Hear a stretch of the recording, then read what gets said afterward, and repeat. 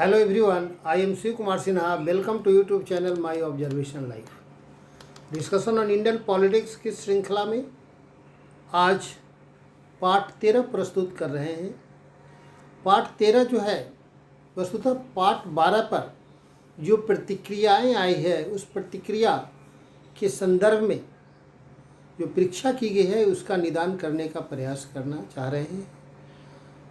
Part 12 पर हमारे एक मित्र मोहम्मद वासिफ अख्तर ने यह परीक्षा की है कि यूनिफॉर्म रिलीजियस कोड का क्या संदर्भ है, क्या मतलब है।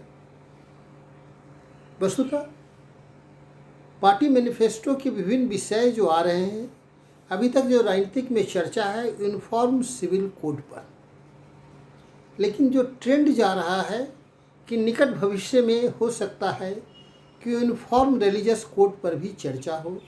इस संभावना के आलोक में एक शब्द यूनिफॉर्म रिलीजियस कोड का उपयोग किया गया था और इसका कोई दूसरा मायने नहीं है। इसका जो हम मीनिंग लगा रहे हैं वह स्पष्ट फ़ोन पर भी बातचीत करके श्री वासिफ अख्तर को स्पष्ट कर दिए हैं और आम लोगों के लिए भी यह बात स्पष्ट करना चाह रहे हैं कि यूनिफॉर्म रिलीजियस कोड का क्या तात्पर्य है। वस्तुतः अभी तक राजनीतिक में चर्चा यूनिफॉर्म क्रिमिनल लॉ तो हमारे यहाँ है, यूनिफॉर्म सिविल लॉ की चर्चा होती रही है। यूनिफॉर्म सिविल लॉ के कई व्याख्याएं हैं। मेरा जो अपना संदर्भ है यूनिफॉर्म सिविल लॉ के संदर्भ में कि देश में जो पर्सनल लॉ है वह यथावत चल रहा है। उसके अगर किसी व्यक्ति को उस पर्सनल लॉ से अगर संतुष्टि नहीं हो रही हो तो उसके सामने कोई विकल्प होना चाहिए इसके विरुद्ध अपील करने का, और यह अपील जो है uniform civil law, uniform civil code के तहत होने की व्यवस्था होनी चाहिए। अर्थात नेचुरल जस्टिस के आलोक में कहीं ना कहीं इक्वलिटी बिफोर लॉ और मानवाधिकार का हनन होने की कहीं संभावना हो और यह पर्सनल लॉ उसे न्याय नहीं दिला पा रहा हो, तब उसके विरुद्ध अपील करने के लिए एक न्यायालय होना चाहिए और एक व्यवस्था होनी चाहिए, और वह व्यवस्था यूनिफॉर्म सिविल कोड के तहत उसकी अपील को सुनने की व्यवस्था हो। मेरा जो यूनिफॉर्म सिविल कोड के संदर्भ में मेरा जो मीनिंग है कि इसे एपलेट कोड के रूप में होना चाहिए। इतना ही नहीं, कोई लोग अगर यह चाहते हो कि मेरा मामला पर्सनल लॉ के तहत विचार नहीं हो तो वह सीधे भी यूनिफॉर्म सिविल लॉ के दायरे में अपील कर सकते हैं। यह यूनिफॉर्म सिविल कोड की संदर्भ मेरा यही है। उसी तरह मेरा जो यूनिफॉर्म रिलीजियस कोड पर चिंतन है, जो समझ है, उसके संबंध में कहना है कि धर्म का दो रूप होता है, एक व्यक्तिगत रूप और दूसरा संस्थागत रूप। एक जो है इंडिविजुअल फॉर्म ऑफ रिलीजन है और दूसरा इंस्टीट्यूशनल फॉर्म ऑफ रिलीजन है। इंडिविजुअल फॉर्म ऑफ रिलीजन है, यह हमारा फंडामेंटल राइट है, यह मेरा मौलिक अधिकार है। इंस्टीट्यूशनल फॉर्म ऑफ रिलीजन है, इस पर कहीं कहीं विवाद होता है कि यह फंडामेंटल राइट्स है कि लीगल राइट्स है, या जो इंडिविजुअल फॉर्म ऑफ रिलीजन है उसको रेगुलेट करने के लिए रेगुलेटरी लॉ है। इस तरह की बातें आपस में विवाद में है। इंस्टीट्यूशनल फॉर्म ऑफ रिलीजन के संदर्भ में यूनिफॉर्म जो इंडिविजुअल फॉर्म ऑफ रिलीजन है, यह सभी धर्म का उद्देश्य कहीं ना कहीं, चाहे वो हिंदू हो, मुस्लिम हो, सिख हो, क्रिश्चियन हो, कहीं ना कहीं सभी धर्म का व्यक्तिगत जो रूप है वह है आत्मशुद्धि। धर्म का उद्देश्य है आत्मशुद्धि, आत्मबोध, आत्मज्ञान, आत्म सुख, आत्मसंतुष्टि, आत्मशक्ति की प्राप्ति। कहीं ना कहीं धर्म का, सभी धर्म का यह उद्देश्य है। फिर धर्म का उद्देश्य कर्तव्य है, धर्म का अर्थ कर्तव्य भी होता है। धर्म का दूसरा जो उद्देश्य है वह कहा जाए कर्तव्य शुद्धि, कर्तव्य बोध, कर्तव्य ज्ञान, कर्तव्य सुख, कर्तव्य संतुष्टि, कर्तव्य शक्ति। यह धर्म का, सभी धर्म का कहीं न कहीं मूल उद्देश्य यही है। पूजा पाठ इस उद्देश्य की प्राप्ति के लिए पूजा पाठ की प्रक्रिया अलग अलग हो सकती है, कर्म कांड अलग अलग हो सकता है। कोई नमाज के रूप में अपना करता है, कोई किसी के प्रति आस्था और भक्ति भाव से करता है, कोई प्रार्थना करता है। यह अलग अलग तरीका होता है। फिर अप्रोच भी जो है धर्म का, सभी धर्म में कहीं ना कहीं समर्पण का भाव है। कोई दास भाव से समर्पण करता है, कोई पुत्र भाव से समर्पण करता है, परमेश्वर को पिता मानता है, कोई परमेश्वर को अपना गुरु मानता है, शिष्य भाव से समर्पित होता है, मित्रवत व्यवहार, मित्रवत भाव रखता है, कोई सखा भाव रखता है। सभी धर्म में समर्पण है और यह समर्पण ईश्वर के प्रति, ईश्वर की सत्ता के प्रति दासत्व भाव का हो सकता है, सखा भाव का हो सकता है, मित्र भाव का हो सकता है, शिष्य भाव का हो सकता है, पुत्र भाव का हो सकता है। इन्हीं भाव से यह जो है धर्म का, व्यक्तिगत धर्म का उद्देश्य इन भावनाओं के साथ, इन समर्पण के साथ उसके प्रति अपनी आत्मशक्ति का विकास करना है, आत्मचिंतन के वृद्धि करना है, आत्मबोध कराना है, आत्मज्ञान, आत्मसुख, आत्मसंतुष्टि करना है। उसी तरह कर्तव्य बोध, कर्तव्य ज्ञान, कर्तव्य शुद्धि, कर्तव्य शक्ति, कर्तव्य सुख, कर्तव्य संतुष्टि, कहीं ना कहीं कर्तव्य शक्ति की प्राप्ति है, फुलफिलमेंट ऑफ ड्यूटी धर्म का इंडिविजुअल फॉर्म ऑफ रिलीजन है। दूसरा धर्म का जो रूप है वह संस्थागत है। सभी धर्म किसी न किसी तरह के संस्था से अपनी धार्मिक गतिविधि को आगे बढ़ाता है। वह संस्था या उत्सव के माध्यम से जो बढ़ाता है, यह संस्था मंदिर के रूप में होता है, मस्जिद के रूप में होता है, गिरजाघर के रूप में होता है, गुरुद्वारा के रूप में होता है। यह संस्था, जब कोई संस्था होता है तो संस्था चलाने के लिए कोई न कोई नियम और कानून, नॉर्म्स होते हैं। हर संस्था का चलाने के लिए कुछ कुछ नॉर्म्स होते हैं। संस्था की स्थापना के लिए ज़मीन चाहिए, भवन चाहिए। संस्था को चलाने के लिए कोई गुरु रूप में आदमी चाहिए, कोई उसका सेक्रेटरी, प्रेसिडेंट, सदस्य, एग्जीक्यूटिव बॉडी जो हो, संस्था को चलाने के लिए चाहिए। तो यह जो है मंदिर है, मस्जिद है, गिरजाघर है, गुरुद्वारा है, जो भी है संस्था, जो इंस्टीट्यूशनल फॉर्म ऑफ रिलीजन है, इसको चलाने के लिए कुछ नॉर्म्स हैं और कहीं न कहीं यह नॉर्म्स सभी धर्म में समान हो। अगर सभी धर्म, जिस भी धर्म का मंदिर हो, यह सामान्य बात है, हर व्यक्ति को चाहिए कि सभी धर्म के संस्थाओं को आदर करे, सत्कार करे, उनके प्रति भाव, सुरक्षात्मक भावना हो।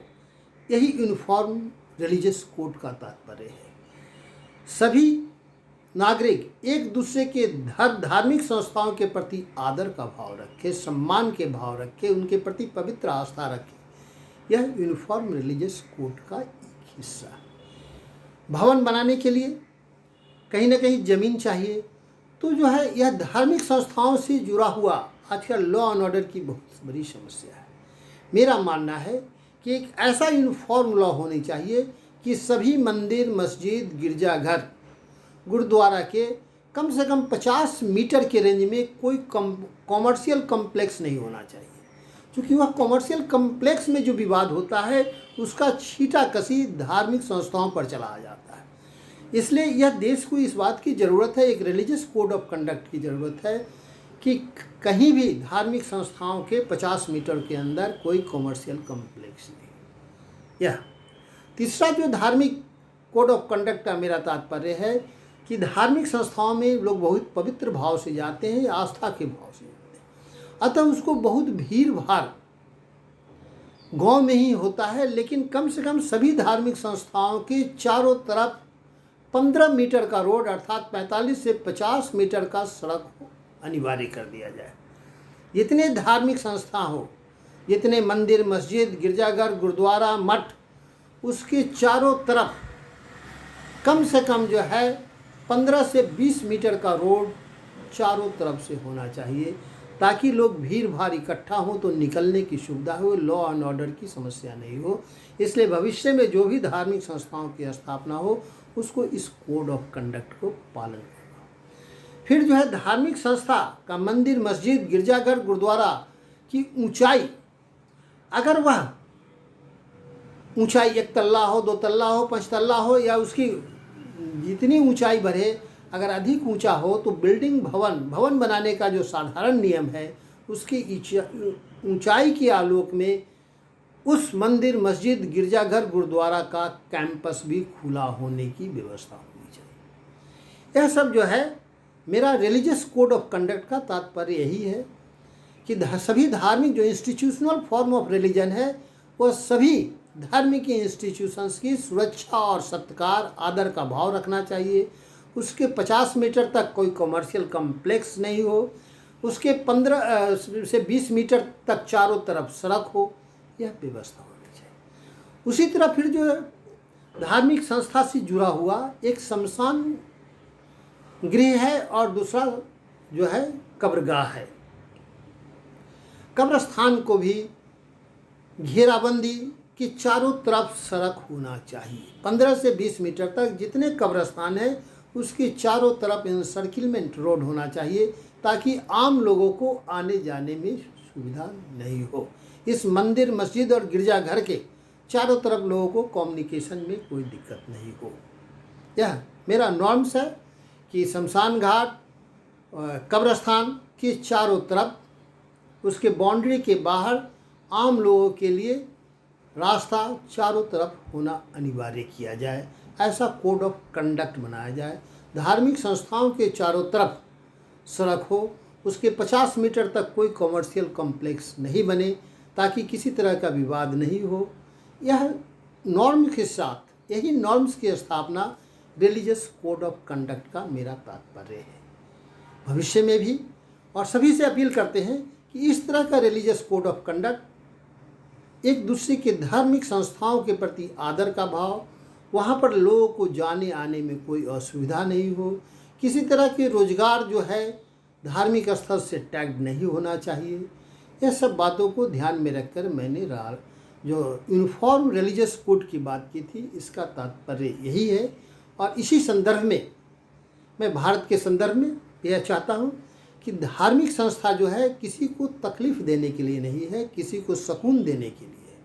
जो इंडिविजुअल फॉर्म ऑफ रिलीजन है उसको प्रमोट करने के लिए धार्मिक संस्था होती है। जैसे इंडिविजुअल फॉर्म ऑफ रिलीजन में है आत्मशुद्धि, आत्मबोध, आत्मज्ञान, आत्मशक्ति, आत्मसुख, आत्मसंतुष्टि। उसी तरह कर्तव्य शक्ति, कर्तव्य बोध, कर्तव्य शुद्धि, कर्तव्य ज्ञान, कर्तव्य सुख, शांति, समृद्धि, संतुष्टि का जो है बोध है इंडिविजुअल फॉर्म ऑफ रिलीजन का, उसको प्रमोट करने के लिए धार्मिक संस्था होता है, न कि उसमें खलल डालने के लिए। यह इन्हीं को ध्यान में रखकर मैं जो है अपने पार्ट जो 12 में जो है यूनिफॉर्म रिलीजियस कोड शब्द का प्रयोग किया था।